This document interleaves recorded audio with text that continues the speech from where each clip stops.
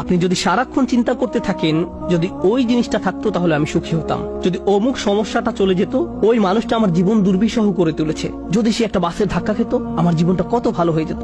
প্রতিবার বাস দেখলে আমি এই দোয়া করি।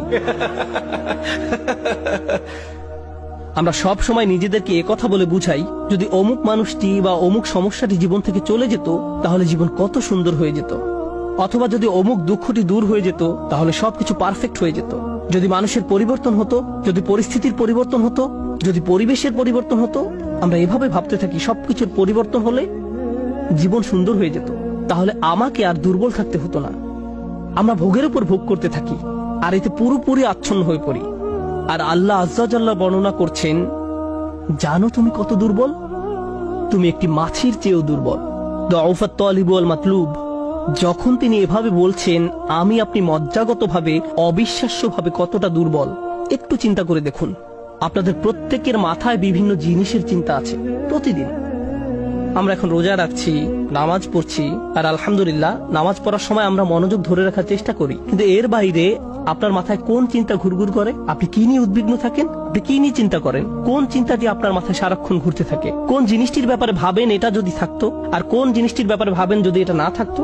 কারোর জন্য অসুস্থতা, কারোর জন্য ডিপ্রেশন, কারোর জন্য দুঃখ, কারোর জন্য হয়তো কোনো ব্যক্তি। কেউ কেউ ভাবেন যদি ওই মানুষটা আমার ব্যাপারে খুশি হতো। তারা অন্য একজনকে খুশি করার চিন্তায় মশগুল থাকেন। যদি আমার বাবা আমার উপর খুশি থাকতেন তাহলে আমি সুখী হতাম। কিন্তু আপনার বাবাও তো একজন মানুষ, তিনি যদি আজ খুশি হয়েও থাকেন কাল হয়তো তার জীবন শেষ হয়ে যেতে পারে। তারপর আপনি কি করবেন? এরপর আপনি কোথায় দাঁড়াবেন?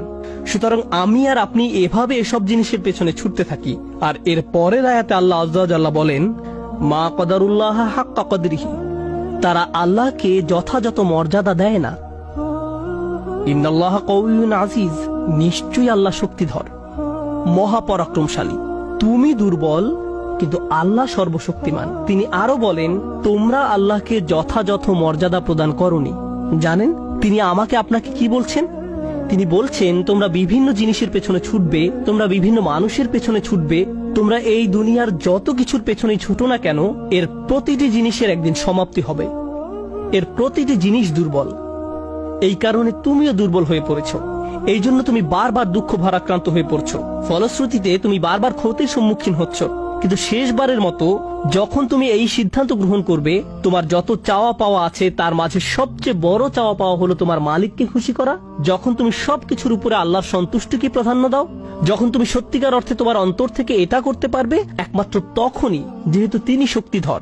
জানেন আল্লাহ এইমাত্র আমাদের শেখালেন যখন তুমি দুর্বল কাউকে পেতে চাও তখন তুমিও